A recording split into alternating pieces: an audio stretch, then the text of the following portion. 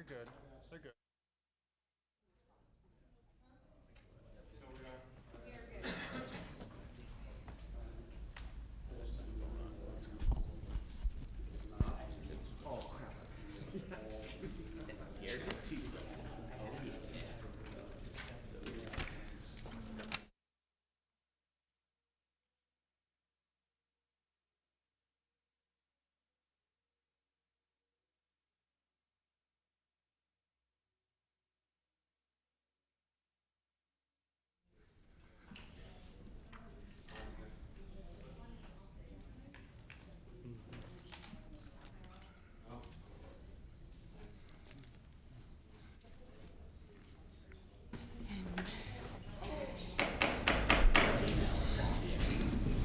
Good afternoon, everybody, and welcome to this February 8th meeting of the Sacramento Transportation Authority, as well as SAVSA. Madam Clerk, would you make your announcements and call roll, please? Yes. Good afternoon. This meeting of the Sacramento Transportation Authority is cablecast live on Metro Cable 14, the local government affairs channel on Comcast, Consolidated Communications, and AT&T Uverse cable systems. The meeting is closed caption and webcast at www.sacmetrocable.tv. Today's meeting will replay Sunday, February 11th at 2 p.m. and on Tuesday, February 13th at 1 p.m. on Channel 14. Members of the audience wishing to address the board should fill out a speaker identification form located at the back of chambers and give it to the clerk. Please speak into the microphone when addressing the board and state your name for the record. Please silence your electronic devices at this time. Thank you. And now I will take roll. Good afternoon, Directors Campion. Here. Carr. Fox. Here. Frost. Here. Gatewood. Here. Guerra. Hanson, Howell, Hume, Kennedy, Natoli, Peters, Here. Chenier, Here. Cerna, Suen, Here. Harris, Here. and you have a quorum. Thank you very much. Director Campion, would you lead us in the pledge, please? I pledge allegiance To the flag of the United States of America and to the republic for which it stands, one nation under God, indivisible, with liberty and justice for all. All right, thank you for that. I see we've got a couple of people who would like to make comments on matters not on the agenda, and so I think I'll call up Ms. Joanne Fuller first. Hello, I'm Joanne Fuller. I'm here representing 350 Sacramento, the local climate change group. We are really interested in reducing carbon emissions in our area. And as someone who lives in an area, one of the older suburbs that's not well served by RT, we need more buses. We need to fully fund RT. So I bring that message from our hundreds of members of 350 Sacramento. We want RT fully funded. Thank you. Thank you very much, Ms. Fuller. And next we have Deborah DeRosiers. So Deborah, I see you signed up to speak off the agenda and then on several consent items. Yes. So why don't you do your off agenda and then we'll announce consent. You can just stand there and then you can speak to the various items. Okay. What I'd like to talk to off agenda is the mitigation fee program and pull up your attention to the agreement on operating protocols that was approved back in August of 2008. And it states, my concern for the last couple months and still is an audit of the mitigation fee program. This operating protocol, paragraph 5, stated that the executive director shall separately account for the mitigation fees and prepare a semi-annual report for the ITOC and the STA board. Paragraph 6, executive director in coordination with the ITOC shall establish a program to audit STA's expenditures of the SCT MFP fees, the mitigation fees. Paragraph 7, STA shall distribute the mitigation fees to local jurisdictions for expenditures in accordance with the ordinance. and a 5-year mitigation program shall be updated annually and approved by the STA board. And also paragraph 9, that STA shall prepare annual reports pursuant to Government Code 66006. Again, this is, I've requested an audit of the mitigation fee fund. I am asking for it again. I'd like to also bring your attention to the 2017-18 fiscal budget, page 15, where it's stating in there that the mitigation fund balance was overstated by $4 million, and it was never questioned by the board or the ITOC. I'd also like to ask, under what authority did STA begin paying capital expenditures out of the mitigation fee plan? And it was never questioned that that was done by the board or the ITOC.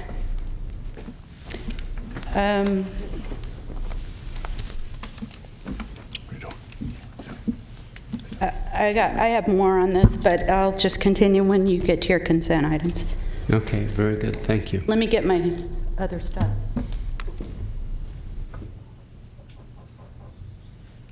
Do you want to do 2 first? So, well, we'll just move on to consent. So our next items are consent items 2 through 5. And Deborah, you can come up and just take them all in a row, I suppose. Okay, this is regarding agenda item number 3. This has to do with the budget to actuals. Does you want to read the item, the clerk? It's a good idea. Would you read the item? Okay, yes. So for item number 3, budget to actual report, first quarter fiscal year 2018. Okay, so my question or comment is to do with, this is a first quarter budget to actual report. I've been trying to get a copy of the second quarter budget to actual report, which goes through December. I requested it from STA twice. I've been told that the budget to actual through December is not available. I've been doing it through Public Record Act requests to get that budget to actual. This concerns me because you're just being provided the information on the first quarter, and one of your further agenda items is a budget amendment. And how can you do a budget amendment if you don't even know what happened through the first 2 quarters? I've requested this through December twice already to STA. My next request is going to be through an attorney, and STA will be paying the attorney fees. That's all on agenda 3. That's all on number 3? Yep. Okay, number 4, announce it. Item number 4 is Sacramento County-wide Transportation Mitigation Fee Annual Report. Can I put this on the overhead?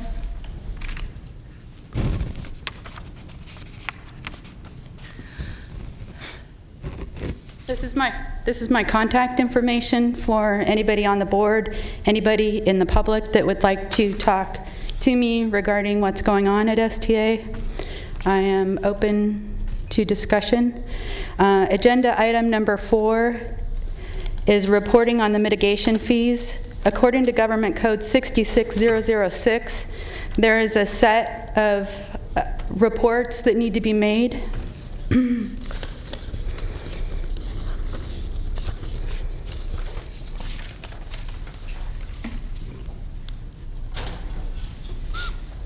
A description of the fee, why it's collected. It kind of gives a description of the fee, but not really. The actual amount of the fee, no, it's not disclosed. The beginning balance is kind of, sort of described in an attachment. Right here.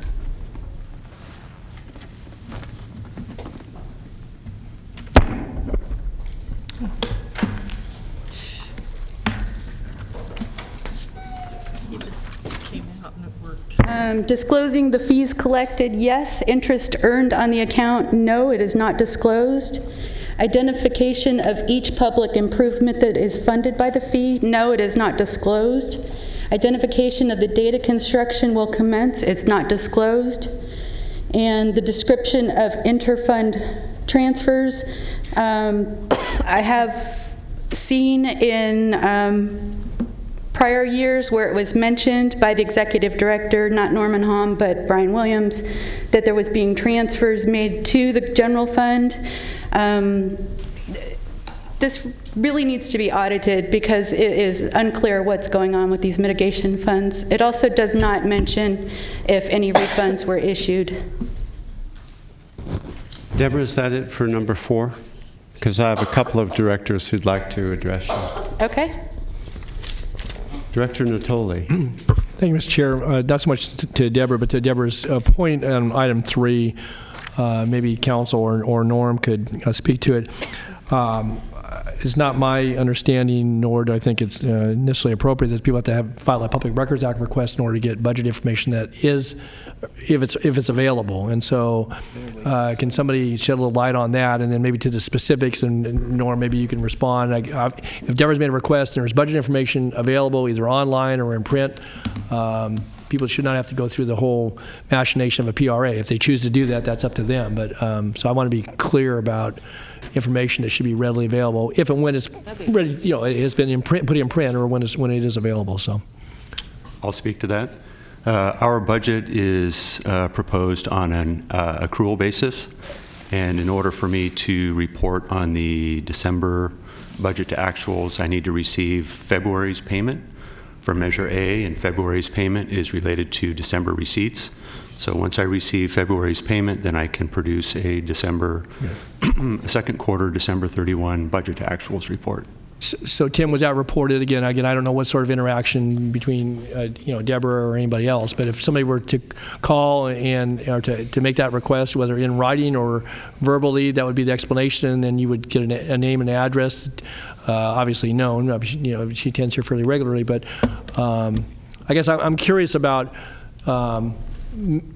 making sure that information, when it is ready for print, that's accessible and available to folks, and that's communicated so that it saves both staff time, but certainly from the standpoint of the public that makes those inquiries and has every legitimate right to do so. Yeah, in response to that, the request was, can I have the most recent budget to actuals report? She didn't ask for a December 31 budget to actuals report. So the most recent available on an accrual basis is the one that's in the board packet today. Okay, and without getting too much back and forth, Deborah, I just would turn to you I did not receive that response. The response I received was look at the agenda package for February 8th. And that's in response to the most recent budget to actuals report. Okay. Again, without passing judgment, I only know what I've heard here today, but I think it's important to maintain lines of communication, and even if there, are requests that may, require us to make a little extra effort, I would hope that we do that. And certainly, accessing public agendas, that's not a means that's out of anybody else's ability to do that. But I do think that's I think we should try to be helpful when we can, and recognize the important aspect of public information, whether requests are ones that are a little more difficult to fill or not. So thanks. Thank you. Director Kennedy. Thank you, Chair. Regarding item number 4 and Mr. Rozier's concerns, specifically what was outlined on that yellow piece of paper that you had. I mean, if those are in fact legal requirements and we're not doing them, I'd like to know why. Much of that, even if it's not legally required, in the spirit of transparency, seems like information that we should have readily available anyway. So I can respond to that. So I have met with the County of Sacramento, and including legal counsel, and what's Dan's title? Anyway, I've met with the county, and the information that Deborah is requesting is actually driven by the jurisdictions that collect the fee.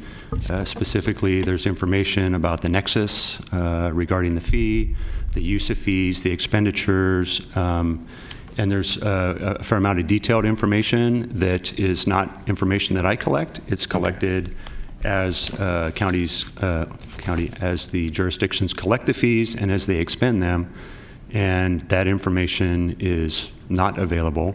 And I communicated that to Deborah, that we do not have that information, and that would be something that would involve a discussion with each of the jurisdictions collecting the fees. Okay. Yeah, I can add a little more to that. Ordinarily, under the Mitigation Fee Act, it is the jurisdiction that adopts and imposes and collects the fee that has the, what we'll call a reporting requirement. So it wouldn't ordinarily be STA's requirement to make this information available. However, it is true that our operating protocol agreements with the member jurisdictions does allocate compliance with Section 66006 back to STA.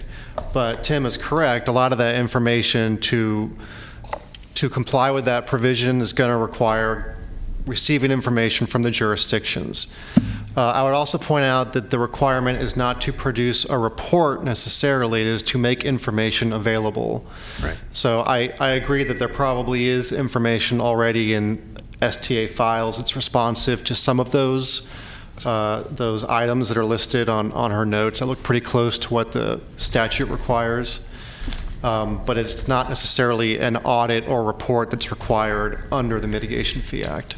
Okay, well, maybe, and sometimes I like to look at those things as I have the government code I'm if sorry, you'd like to I'm see sorry, it. I'm sorry, thank you. As floors rather than ceilings. So, maybe we could take a look at the list, and if there's some information that we are collecting that we could make public and readily available, then, I would encourage us to do so. So I gathered reports from each jurisdiction from program inception to date with all the information that's publicly available regarding the request for the information under GC 66006, and I provided all of that information to Mr. Rosiers. Okay. Maybe we could just, again, take a look at the list. If there's something there that is easily accomplished that would probably benefit the public and the board knowing, and that we're not currently including in our reports, maybe we could augment those reports. Mm-hmm. Your executive director used to issue the reports every October, and you can see the information. For example, this is agenda item number 4, October 14th, 2010, and it describes the fee, what it's for, what the beginning balance was, what the ending balance was, what was collected, interest earned. It lists out again what the fees were per unit, a list of expenditures per project. That should not be hard to come by, and that's one of the reasons I'm asking for an audit by the ITAC on these mitigation fees, because we need to know what these mitigation fees are going for. Also, I put up here, this is the balance to date of what the mitigation fees are, and you can see the fund balances. The city of Sacramento has almost $500,000. The county has $4.4 million. Does the county know that they have access to $4.4 million of mitigation fees? Does Rancho Cordova know they have $2.4 million? Does Elk Grove know they have $6.6 million? What about Galt? I bet Galt could use $1.2 million. How about Folsom, $3 million? I mean, this mitigation fund is just sitting here. If it's collecting interest, we should know. There's money in the account, I think. This is just crazy. Yeah. Might I recommend this is getting into weeds here, that we refer this to the budget subcommittee? Exactly. So I agree with that suggestion that the budget subcommittee can take this up when they next convene. Mr. Rosiers, we have comments from other directors. Mr. Hanson. Thank you. It wasn't so much responsive to Mr. Rozier, but I do agree with some of the comments she's made. I think that your suggestion to send it to the Budget Committee is fine, but I think this has to come back to the board at some point for discussion of the implementation of the fee mitigation program, whether we truly are keeping a nexus with the projects that generate it, which I think is the spirit of the law, although we may have more flexibility than we've been using. But I think that this program, especially given the scarcity of resources, how much projects contribute, and the burden on fees on projects, we just owe it to the public to see whether this needs a fine-tuning and to bring it back to the board maybe after the Budget Committee has a look. Very good. Thank you. Director Suen. Thank you, Chair. I just want to echo Director Hansen's comments. And I think our staff's been in contact with you. We know, and could be the same for similar jurisdictions, but the monies that were collected haven't been allocated back to the city. And so I think Director Hansen's correct. If we could have a presentation on how we plan to do that when you're ready, I think that'd be good for the public and for all the directors as well. Thank you. Very good. Mr. Rochers, are you satisfied with that item? Would you care to speak to number 5 as well? Yeah, I'm ready for 5. Ms. Clerk, can you announce what that item is? Yes, item number 5 is updated Independent Taxpayer Oversight Committee functional guidelines. Okay, agenda number 5, I'd like to bring up a performance standard baseline that was passed February of 2010 that sets out several items that the ITOC is charged with conducting performance audits. One issue I have with the new functional guidelines is it tries to put off the performance audits under the, it's on the first page, third bullet point, where it starts talking about supervise annual, fiscal, periodic, and then it says, for example, triennial performance audits. That is not part of the original performance standards for the ITOC. Also, it states the last sentence there that STA shall use services of an independent professional auditor to perform the audits, but those particular performance audits are not to be done by a professional. They should be done by ITOC. ITOC also, or the executive director and staff, should be monitoring the maintenance of effort for the jurisdictions. It should be submitted within 180 days of the end of the fiscal year, reflecting discretionary spending on street and road construction, maintenance operations, in an amount at least equal to the average amount committed the preceding 5 years. And I would like to see where the maintenance of effort is being watched, if it's being checked, if those reports are being submitted. Thank you. Okay, very good. I have one question for you. Are you here speaking as an individual, or are you representing a group or organization? No, I'm just Joey's mom. Okay, very good. Thank you. Okay, those are the comments on consent. Do we have any comments from, I see I have Director Frost. I wonder if council can respond to her first point about the audit being independent versus being ITOC. I can speak to that. On which audit? The standards, the ordinance requires that both be performed by an independent audit firm. Yeah, for a few of those, it's the ITOC. Usually, there's 3 categories of audits, and I believe for 2 or 3 of them, it's ITOC supervises or oversees the audit, and we hire a professional auditor to perform the audit. Yeah, this is directly out of the ordinance. The language that's in the functional guidelines is directly out of the ordinance. Thank you. Okay, I don't see anybody else punched up for comments on consent, so we'll entertain a motion. Moved. Moved by Director Hansen. Second. Second by Director Suen. All those in favor of consent? Aye. Aye. Opposed? Abstentions? Okay. Madam Clerk, can you announce the next item, please? Yes, item number 6, replacement liquidity facility for Series 2015A bonds. Okay, the authority needs to replace the liquidity facility held by Mizuho Bank for the Series 2015A bonds, which expire March 12th of 2018. Mizuho is exiting the liquidity facility market, so in December 2017, authority staff, in conjunction with its financial advisors, issued a request for bids to 11 commercial banks to replace the facility with a deadline to respond of January 3rd, 2018. The authority received 5 liquidity facility bids and 2 direct purchase bids. all of which reflect current market conditions under the newly enacted federal tax reform, which reduced corporate tax income tax rates, impacting the tax-free municipal bond market nationwide. Staff recommends that Sumitomo Bank replace Mizuho as the authority's liquidity provider since it offered the lowest bid for a 5-year term at 38 basis points. Additionally, using current market rates, authority staff worked with our financial and legal teams to negotiate new terms with U.S. Bank, which holds the liquidity facility for the Series 2009 C bonds, currently costing 38 basis points annually through June 2019. U.S. Bank has agreed to extend the term through December 2020 at the same rate.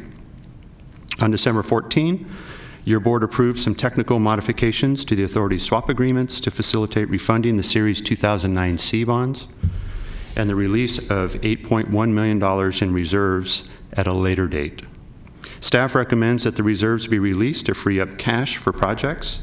U.S. Bank has agreed to do so by June of 2018. The transactions recommended today, if approved, should be completed in the next few months, ending a very busy season of bond transactions. I've asked Peter Schellenberger, Managing Director with PFM Financial Advisors, to join us today so that he can walk you through a short PowerPoint presentation regarding these proposed transactions. Peter? Good afternoon, Mr. Chair, board members. I'm Peter Schellenberger from Public Financial Management, financial advisor to the authority.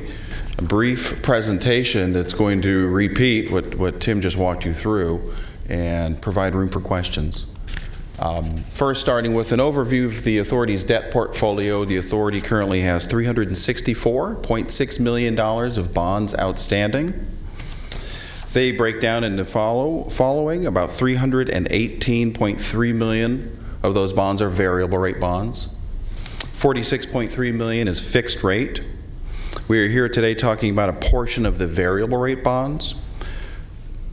That second full bullet, 2 series of the variable rate bonds are called variable rate demand bonds. 1 series is called floating rate notes. Those floating rate notes are directly purchased by Wells Fargo. There is no ongoing remarketing for that sub-series of variable rate bonds.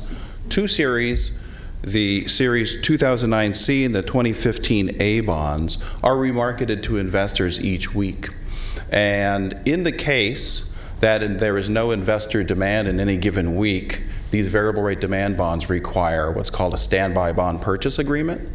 It's liquidity. In the case that an investor does not step up and purchase the bonds on any given week, a commercial bank like Mizuho or U.S. Bank will agree to purchase those banks. So they stand by and they agree to purchase the authority's bonds in the case there's no market for it. Since 2009, that's never been the case. There's always been very strong demand for the authority's bonds.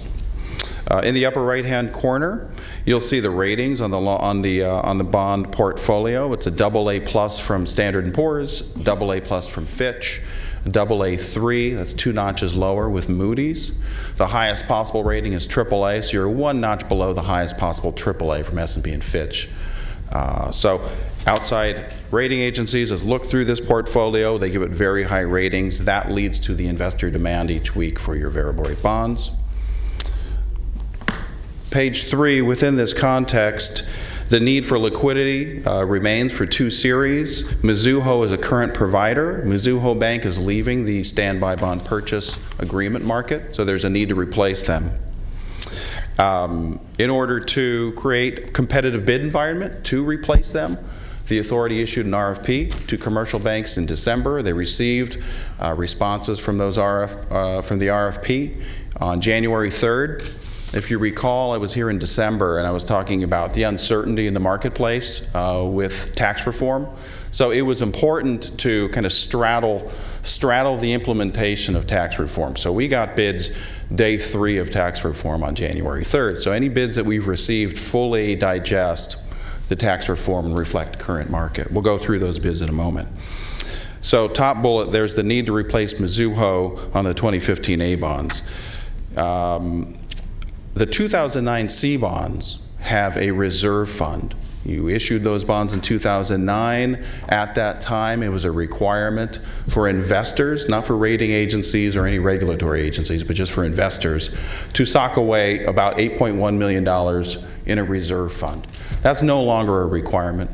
You're AA+ rated. Investors purchase your bonds yearly, and you can now release that reserve fund. So those bonds have been issued. They're sitting in a reserve, and the proposal is to refund the 2009 C bonds simply to release that reserve for projects. The time is sort of apropos to do it all at the same time, since you're replacing a liquidity provider on the 2015 bonds. It's good to get an economy of scale and refund the 2009 bonds and release that reserve at the same time. So you'll pick up some economy of scale by combining those two transactions into one. So that's the proposal. Page 4 is a summary of bids. So as noted, the RFP went out to commercial banks in December. You received 7 bids on January 3rd. 5 of those bids were for what we just described, standby bond purchase agreements or liquidity. 2 of those bids were for direct purchases, one from JP Morgan and another from State Street. It was an open question before tax reform became effective, what would be lower cost? Liquidity bids or a direct purchase? It turns out in the new market environment based on these bids, the SBPAs or liquidity is your lowest cost opportunity. There's quite a range here in these bids. You'll notice that there's a low bid of 1 year from Barclays at 28 basis points. There's a high from JP Morgan, just looking at the SBPAs, of 70 basis points. So that's quite a range. So that's reflective of a couple of things. There's a lot of volatility in the market. You've seen it in the last several days. That's reflected in the way in which commercial banks price out certain products, and that's reflected in these bids. So it's important to go through a competitive bid process to figure out what your best opportunity is. The recommendation is to balance, lock up a term, not just a 1 or a 2 year term, but a 5-year term with Sumitomo at a competitive rate of 38 basis points.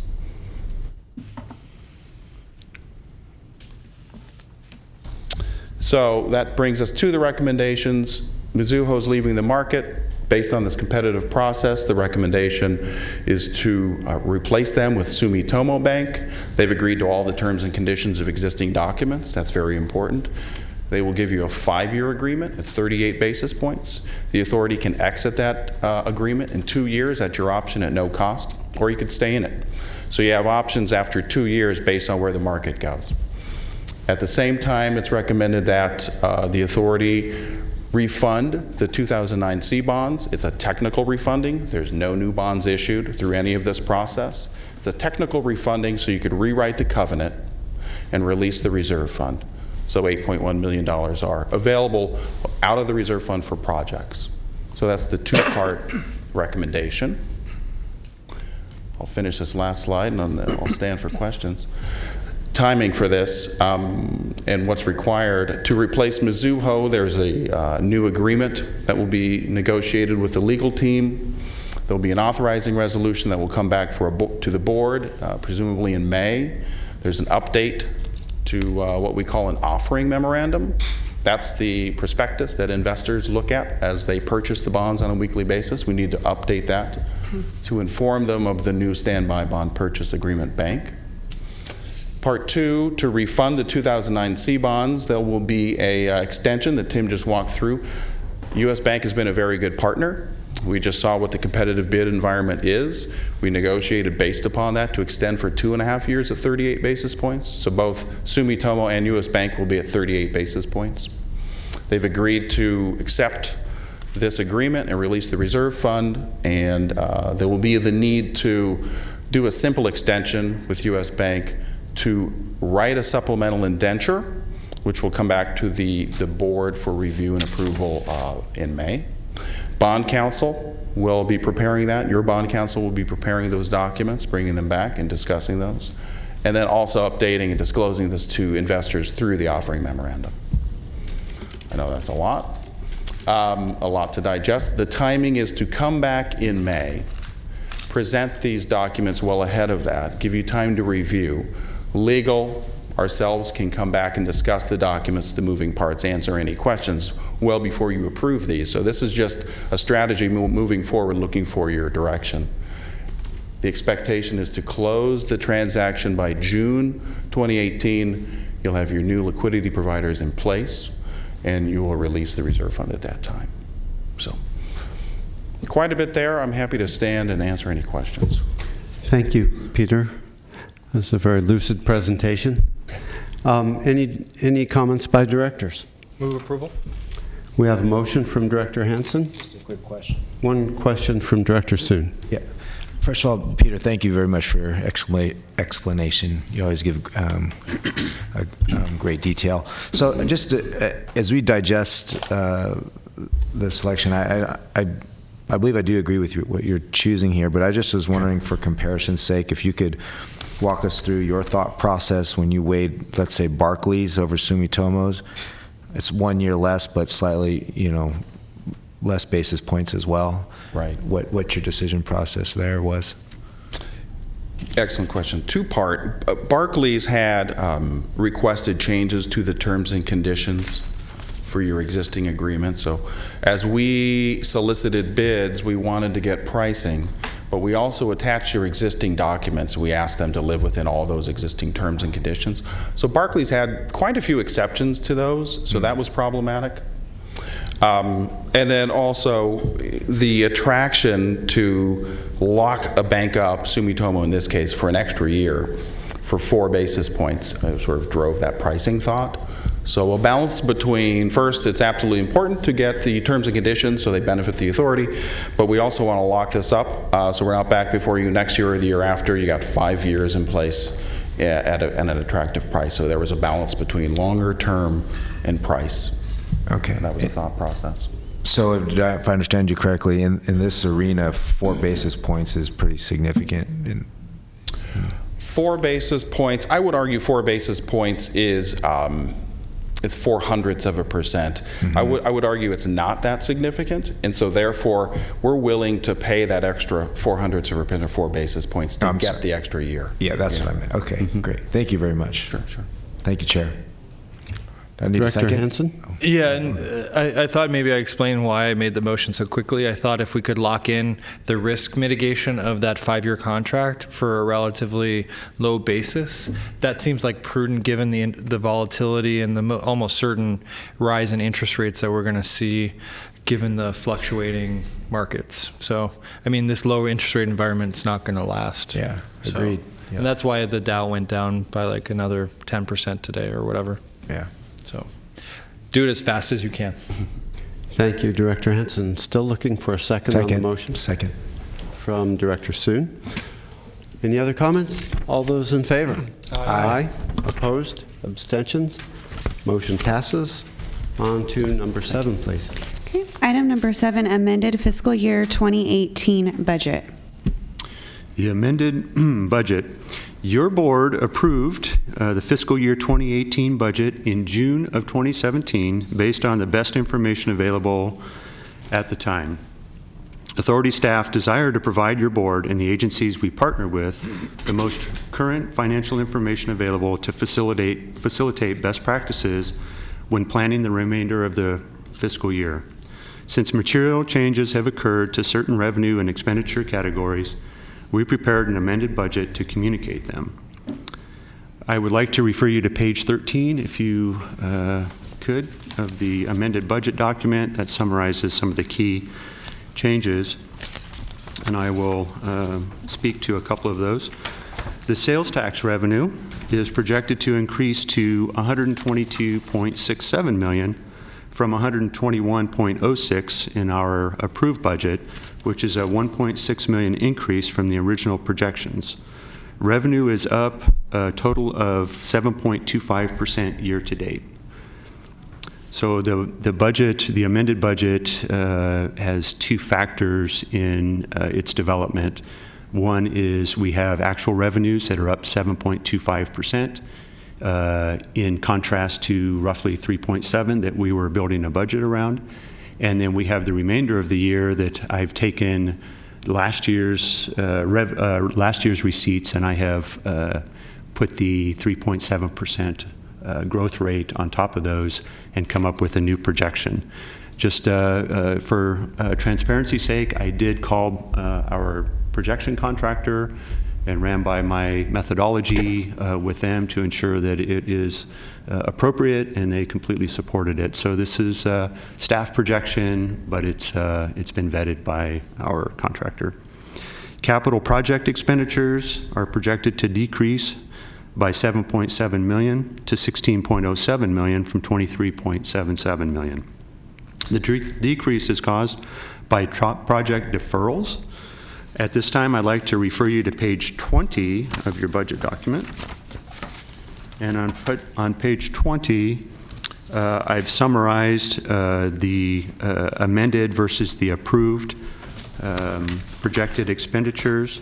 And you'll notice that in particular, Caltrans, Rancho Cordova, and Sacramento County, their budgets have, or their projections have decreased significantly, and that's just because of a move into the next fiscal year. I've communicated with each of them, and there's either grants that are in process that haven't materialized, or there have been other constraints, such as projects are coming in, bids are coming in higher than expected, so they're having to rebid the projects or maybe change the scope of work.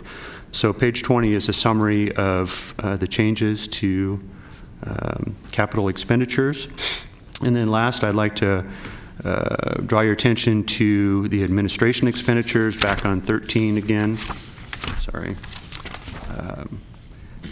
Administration expenditures are projected to decrease to $606,000 for the year from $824,000 as originally approved.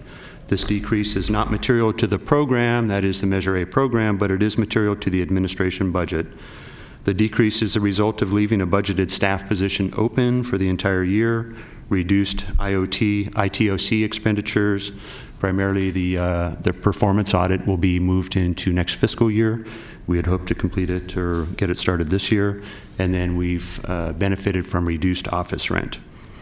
So the budget includes updated sales tax allocations by agency, and this will be useful for each of your entities as they plan the rest of the year. That can be found on page 1819. I'm just citing that as a reference point. A proposed budget will be coming in May for fiscal year 2019. It'll be based on these amended figures, and we'll be preparing that over the next couple of months. So at this point, I can answer questions, or if there are none, I'd make a motion to approve. So before we go there, we have one speaker from the public to address number 7, Mr. Rosiers.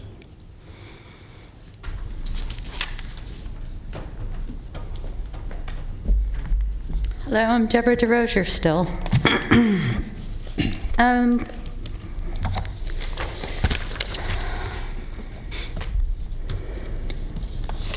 Okay, I want to show you in the original budget, page 15,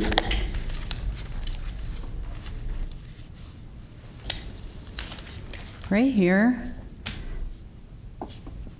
where the mitigation fees were incorrectly calculated, overstated by $4 million. What page is that? Page 15, that's the original budget that was passed in June.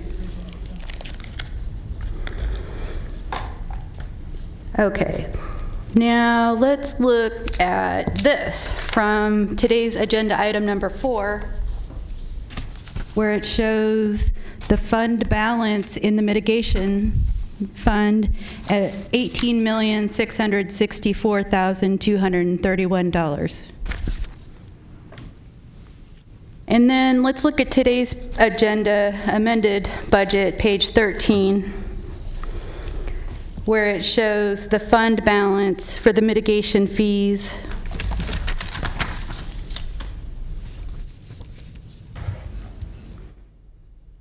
Mitigation fees, beginning fund balance, $4,692,718. I don't know if that concerns you guys, but this really bothers me. That's a lot of money. And where is it? So Which one's right? So the $4 million that she made reference to in last year's budget was in reference to an overstatement by my predecessor in the projected fund balance for the mitigation fees. I don't know where that number came from, but for transparency purposes, I looked at it. I communicated with the executive director and didn't have any support as to why it was stated at $17 million, and so I made a comment in the budget making reference to that. It had nothing to do with fund balance. It had everything to do with the projected revenues in relation to that projected fund balance. So the revenues were overstated, the expected revenues were overstated, therefore that impacted the projected fund balance, and I don't have any other information besides that. Secondly, her comment regarding you want to bring me to the second page again, your second comment, and then we'll get to the... This one? Yeah. So the amended budget is making reference to, her references to the beginning fund balance, and the beginning fund balance of $4.692 million in the amended budget is in contrast to the approved and anticipated beginning fund balance of $8.233 million. And so when this budget was developed, now you're back in the spring of 17. When this budget was developed, it was developed to... Excuse me for interrupting. Mr. Chair, I have a point of order. Okay. I don't believe, given the status of public comment, that it's appropriate for staff to respond directly to public comment without questions from the board. I don't know if we've established a new practice, but simply signing up for public comment usually doesn't then generate a back and forth conversation with staff and the public unless prompted by board members. Would you care to weigh in on that? It's really up to the chair. I'm going to hand it over to you, but issues of procedure are decided by the chair. Okay, very good. Seems like a reasonable way to proceed. Yeah, Tim, why don't you finish up, addressing that comment, and then we'll move along. Okay. So as on the approved versus the amended beginning fund balance for the SCT MFP fees. So when I develop the beginning fund balance, in this case the approved from last year, now the amended, last year I needed to know about what I expected the expenditures to be for the remainder of the quarter in order to come up with a fund balance. And what I realized at that point is that that the information that I had on hand related to the spending by the jurisdictions for the remainder of the year was that the jurisdictions were going to spend more money than they were going to spend less money than they actually did. And so this is a timing issue. It's not a it's not a statement about missing cash or missing money, but it has to do with looking at the overall inflows, revenue, the outflows, expenditures, and projecting what you think the ending fund balance is going to be at a given point in time. Okay, thank you for that. Moving forward, Mr. Rosers, you have 1 more minute for your comments. And if you have questions of staff, I agree with Director Hansen that what we want to do is generate questions from directors, perhaps directing you to create these answers, but not necessarily in this forum at this time. So, Deborah, you have 1 more minute. The only thing else I'd like to bring up is I'm here for Measure A, the half-cent sales tax, but STA handles the Freeway Service Patrol, the SAVSA, and Measure A. The general fund at STA is handling Measure A, the Freeway Service Patrol, and the SAVSA. The Freeway Patrol, the SAVSA sometimes go negative. I want to know, when those go negative, where the money comes from. Is it coming out of Measure A? This red color is really beautiful. Okay. Thank you. Very good. Those are your comments. Thank you for stepping up. I would just ask... hold on. Patrick. Oh, sorry, I punched up didn't see for it you. on my screen. Yeah, I just want to, Tim and Norm, no good deed ever goes unpunished. We all have recognized that there have been mistakes made in the past prior to you gentlemen being in the positions you're in. We have tried to do it in a very public, very transparent way. In doing so, we are disclosing in front of the lights of the public that certain projections were off, be it the sales tax projections or the mitigation fees, they were off, and we are fixing that, and we're fixing that in a very transparent and public way. So that's why it's in this document. Were we concerned about problems that happened in the past? Absolutely, and that's why this board is currently fixing those problems, but we're not doing it in the dark, we're doing it in the sunshine, and that's why it's here. So I hope that's somewhat of an explanation. Thank you for that, Director Kennedy. I agree completely. Director Peters. I would ask that you meet offline with Mr. Rozier and kind of walk through all this, because it is confusing when we're going back and amending and trying to explain the differences in projections and reality. And that's typically what we do at the Board of Supervisors, is direct the department director to meet with the individual with the questions. And so that might be explained in a less pressure-filled atmosphere. Okay. Maybe you can give her your card before I'm you sure both she leave. has it.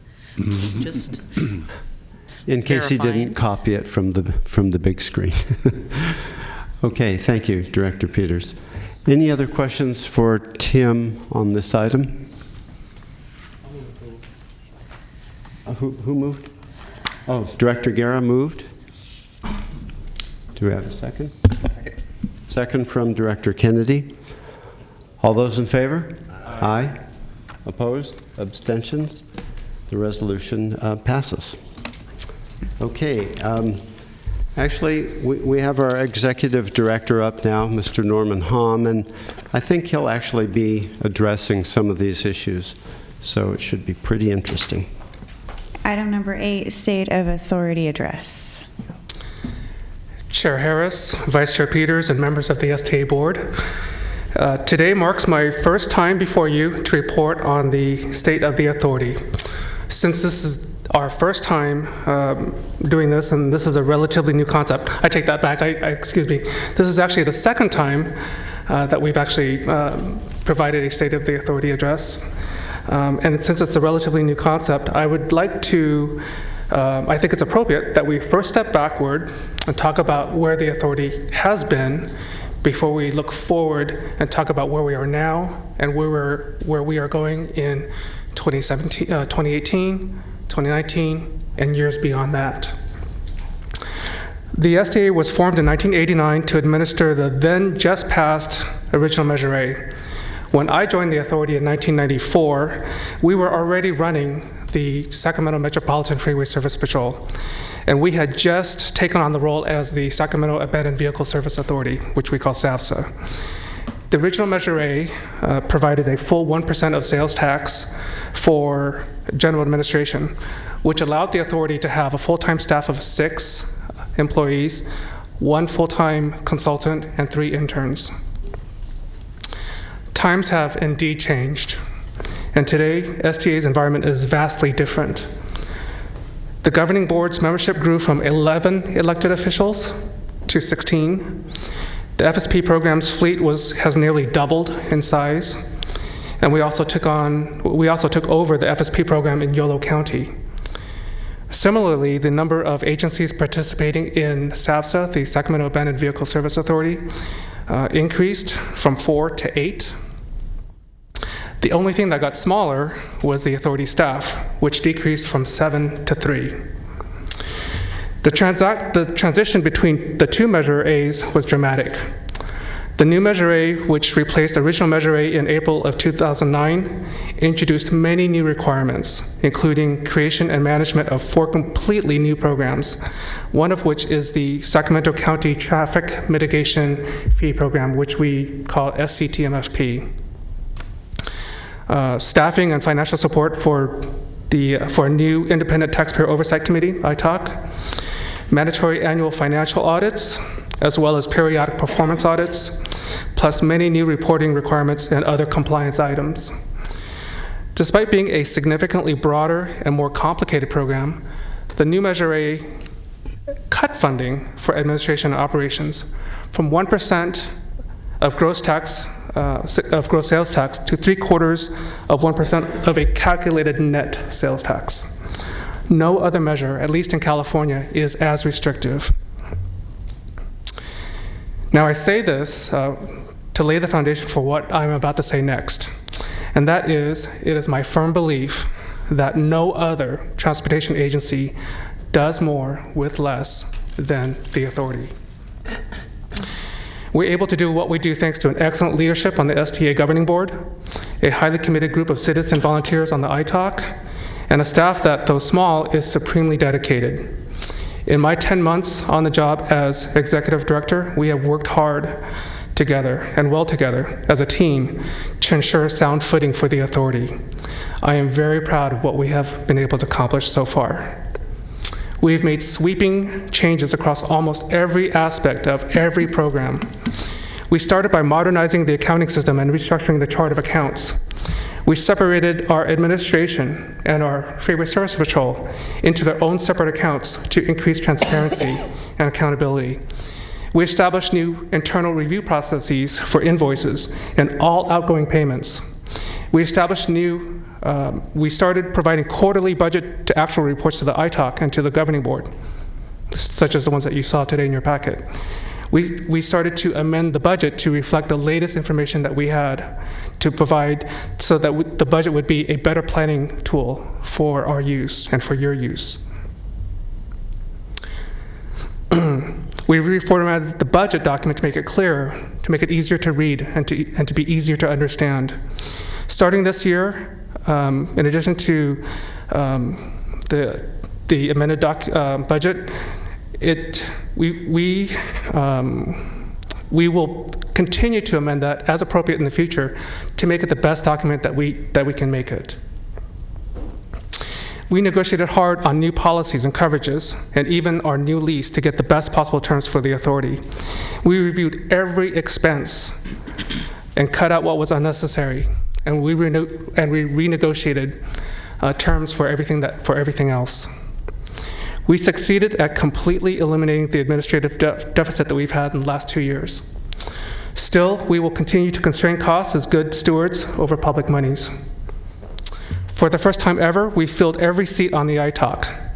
As required by the ordinance, we provided the ITALC their own budget to independently act as necessary to carry out their oversight function. We gave them access to STA staff support. We invited the ITALC to provide updates and reports directly to the board as they saw fit.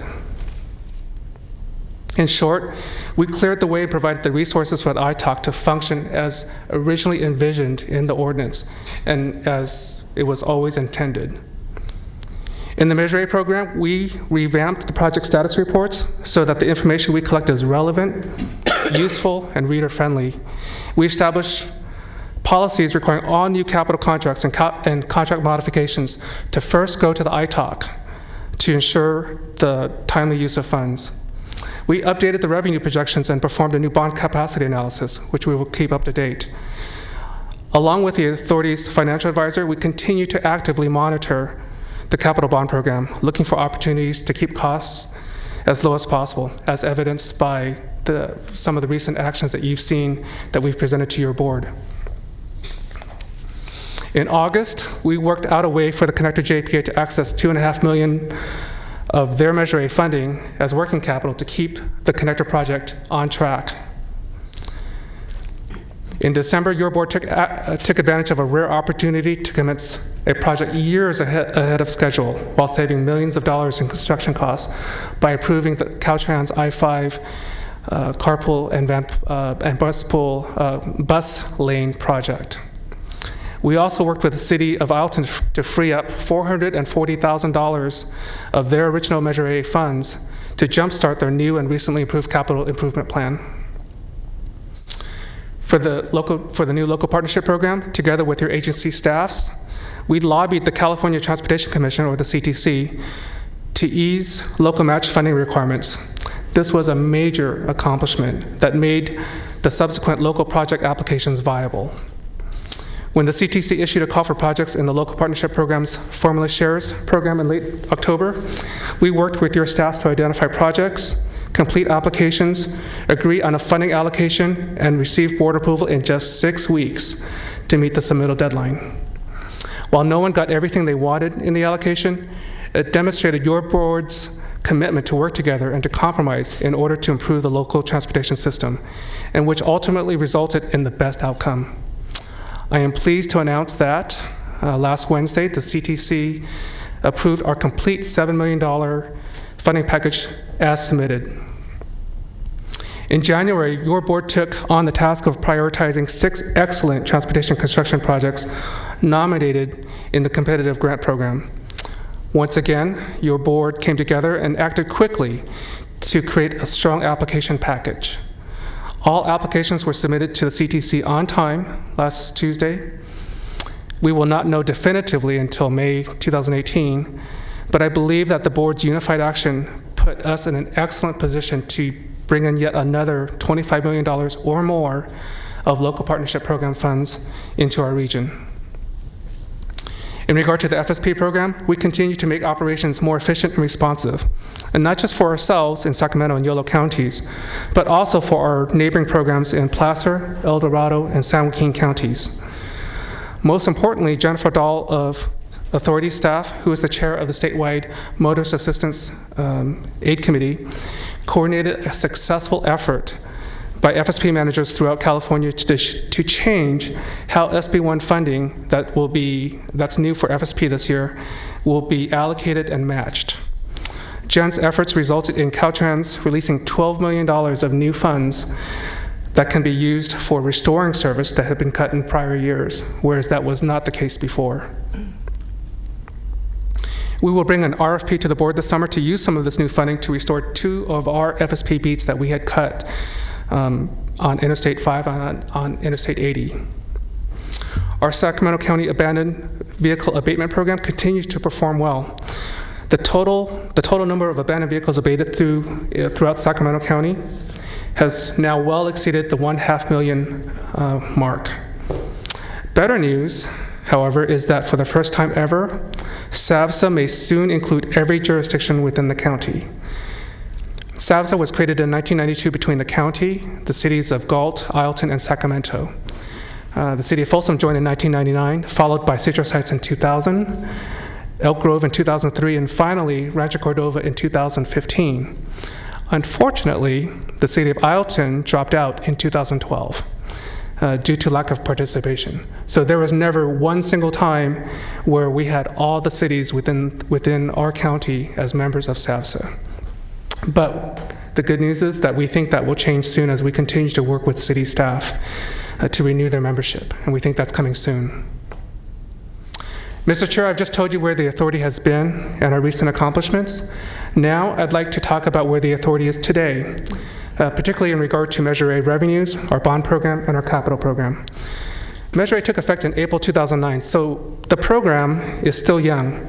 We are only about 9 years into a 30-year duration. In 2009, it was projected that total Measure A revenues through fiscal year 2016-17, which is the latest set of audited financial documents that we have, would be $912 million. Actual total revenues over that time span was actually $811 million, a difference of barely 10%. Of the $90 million shortfall, $80 million of it was in lower development impact fees, which, given the substantial downturn in building activity between 2007 and 2012, is or should be understandable. Nevertheless, the downturn should have been recognized for what it was, and the projections should have been updated. But your board has already taken the corrective steps of directing the revenue projections to be updated annually, and so that expectations can continue to stay in sync with actual cash flow. Now, as I mentioned earlier, we have already taken the additional steps beyond that of providing budget to actual analyses to the ITAC and to your board, and also to come before your board with amended budgets with new information as we have it. On the subject of revenue projections, let me be perfectly clear. No money is missing. All Measure A sales tax and development impact fees that were received are accounted for. Yes, revenues may not have come in as expected and lower than originally projected, but we do not, and we cannot spend money we do not have. The flow of actual receipts through the Measure A allocation formula and the arrangement of our accounts with the controls simply does not allow that to happen. Mr. Chair, let's talk about the authority's decision to borrow money to advance transportation projects. There is good reasons why most transportation agencies rely on bond financing to help deliver at least part of their capital program. The biggest one is this. Bonding allows those paying the taxes to enjoy the use of the facilities they're paying for. Accelerated delivery allows regional transportation benefits to be realized sooner, and the cost of construction is almost always lower by avoiding the impact of inflation when projects are delayed. In just the last 10 years, the cost of construction has increased an average of nearly 3% a year, while cost of right-of-way also continues to rise. All the while, without improvements, road and traffic conditions worsen. One example I'd like to give you of the benefits of bonding and early delivery is the Folsom Lake Crossing. Construction began in 2007 and was completed in just 2 years at a total cost of $139 million, including $34 million from Measure A early bond proceeds. If we were to take that same project and build it today, it would cost $175 million. And the Measure A share would jump from $34 million to $42 million. Meanwhile, there have been 75 million trips on that facility. Measure A early bond proceeds were critical in matching photo funds that were only available at that time, and to close the funding gap and to complete the project in a very short time frame.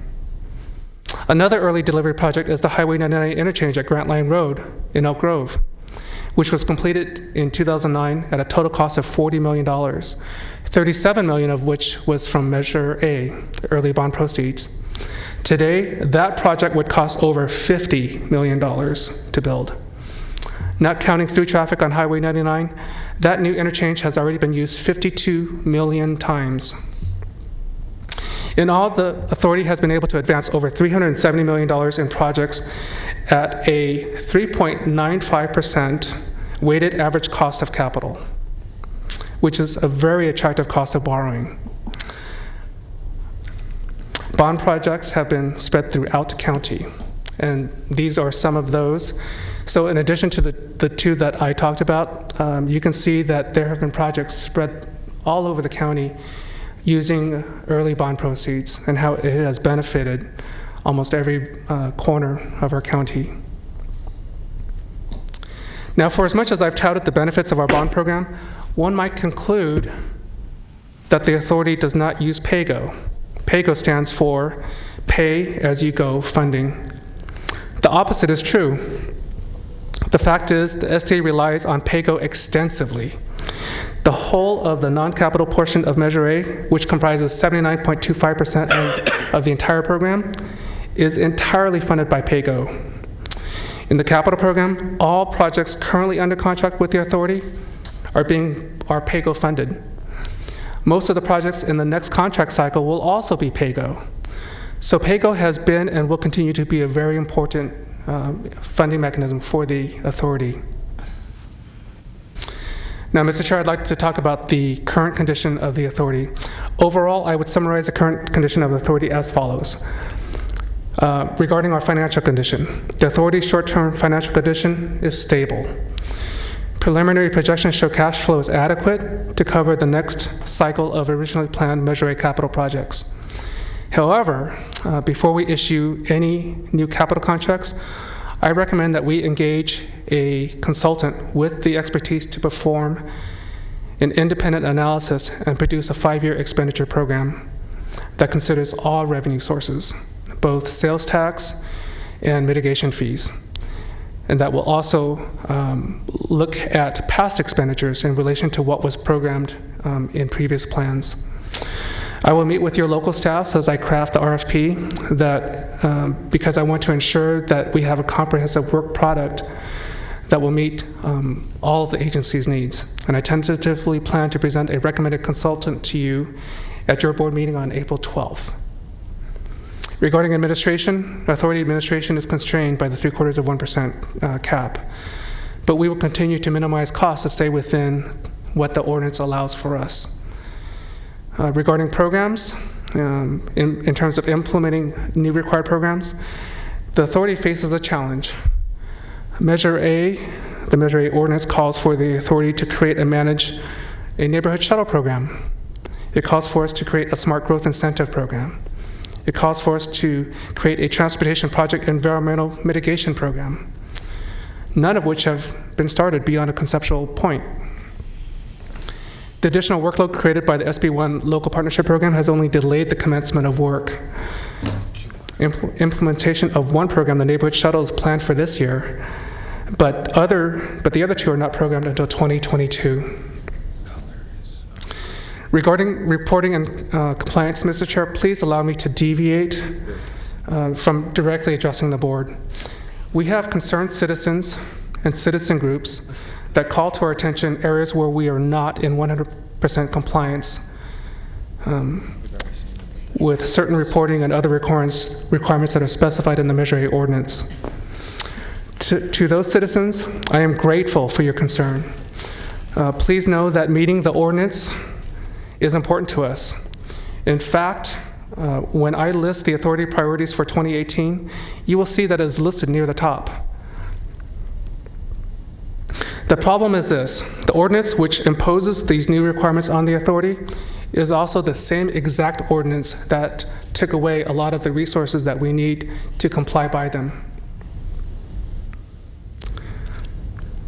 So today, I would like to call upon all concerned and interested citizens to join us. Join us in becoming part of the solution. Anyone who's interested can start by attending the Independent Taxpayer Oversight Committee, the ITOC. Together, we can identify acceptable solutions. We can work out a plan to fix what needs fixing. The ITOC is a tremendous resource for the authority because its members have years of experience in project management, in development, in finance, and in law. But most importantly, because they are also concerned citizens. Mr. Chair, now as we turn our focus forward, here are my 5 priorities for the authority in 2018. Priority number 1 is Measure A. It should go without saying that delivering the Measure A program is the authority's number 1 priority for 2018. In fact, delivering the Measure A program should be the authority's number 1 priority every year. I will work to ensure we never lose sight of that. In delivering the Measure A program, we will do so in a sound, financially prudent, and fair manner. Priority number 2 is public trust. In 2018, we will continue to increase transparency, build accountability, and make steady progress towards full compliance with all requirements. Priority number 3 is to educate the public. Previous studies have shown that most residents are unaware of the Sacramento Transportation Authority, who we are and what we do. The same goes for Measure A. We will provide public education and outreach that will help voters identify how their tax dollars have been wisely spent and what Measure A is doing to improve our local transportation system. We will also find out the public's needs and seek their transportation priorities. Priority number 4 is Senate Bill 1. Nobody likes paying more taxes, but everybody wants a better transportation system. Continued SB1 funding is crucial for the maintenance and improvement of our local system. So, although the authority itself does not receive a single dollar from the local partnership program to offset the 100+ hours of staff time that we spent on that program so far, the authority must continue to support and stand behind SB1. We are already starting to see the positive impacts it has on us locally. And finally, priority number 5 is to build reserves. This year, we want to start establishing and building reserves in the administration account and in the capital program. It is simply prudent to prepare and be ready for the unexpected. Finally, Mr. Chair, I present the authority's major work tasks over the next 5 years. In 2018, we've already talked about some of these, but we would like to release the 2009 C Series bond reserves of $8.1 million. We would like to have a consultant help us prepare a short-term 5-year expenditure program. We would like to initiate a public education and outreach program. We want to finalize SAVSA's re-membership, the City of Alton's re-membership back into SAVSA. We would like to begin formulating the concepts for a neighborhood shuttle program and to issue a call for projects, hopefully later this summer or into the fall, but we would like to have that officially launched sooner than later. We have an aviation fuel tax policy amendment or plan that we need to think about in this coming year. And I say it is either an amendment or a plan. It's because we don't know. This is evolving. The situation is evolving, but it's something that we will keep our eyes on and something that we will be responsible for. We want to develop a transportation system investment policy. We had talked about this before, about whether it is how we spend our funds in regards to transit versus streets and roads. But I also want to introduce the idea that we need to consider air quality and bike and pedestrian improvements as well into that policy. And those discussions should start sometime this spring. As I mentioned back earlier in the fall, we will be doing round 2 of the SB1 Local Partnership Program Formula Shares Program starting in August. And we also want to take advantage of the additional $12 million made available statewide for Freeway Service Patrol. And so we will be bringing an RFP back to you in the fall to restore service in our program. In 2019, we will have an opportunity to review the Measure A expenditure plan and make update to it for the first time in 10 years. We will have a significant opportunity to reshape the existing SB1 guidelines because the CTC has indicated their willingness to listen to us as we bring that back before them. And what we want is we want local control over SB1 funds. And in 2019, we will do the next round of the competitive grant program in the local partnership program. And in 2020, we have a potential bond issue, and we know that there is a potential for a supplemental transportation funding measure. And it is also a critical time when we evaluate the abandoned vehicle abatement program and consider the renewal of that program and of that fee. So Chair Harris, members of the board, as I close this address, I want you to be assured that the authority is stable and headed in the right direction. Yes, there's still a lot of work ahead of us, and yes, there are still challenges ahead of us, but yes, we can and we will continue to address those things we find along the way. We will not be deterred in making solid plans that will successfully guide the authority far into the sustainable future. So, as I stand before you today, I am confident to report that the state of the authority is solid and that our outlook is positive. Thank you. Thank you, Norm. I appreciate that very much. You know, I would just like to say that a healthy organization reflects on itself and makes corrections where needed, and that really seems to be the course that STA is on. And as Director Kennedy said previously, you know, we are making those corrections in a very transparent way. You know, so I feel like legitimate concerns have been raised by the public, and it's our responsibility to address those straight on and provide all the information, and clearly that seems to be the will of the board. So we have a comment from Director Frost. I just want to thank you, Norm and Tim and all your staff for all your hard work and for the good job you're doing in trying to get us back on track, and for a very well done presentation. Thank you. Thank you, and thank you for the leadership on the board. Any other comments? Director Soon. Yeah, I also want to extend my own personal comments to Tim and Norm, the work that you've done to right the ship, so to speak, set expectations, and then give a very detailed look ahead, which, there's a lot of things to be excited about. This board should be excited about, and we look forward to continuing the journey with you. So thank you for your hard work. Thank you. Any others? Well, in conclusion, I'd like to thank you as well, Norm. It's been very interesting to sit with you and go over the numbers and, look forward and see how we can correct anything that didn't go exactly as we had hoped previously. And I definitely appreciate your hard work on SB1 and putting together, the budget, everything you do with such a small staff. This is probably the biggest amount of money dealt with by the smallest staff that I know of in any board or commission in the region.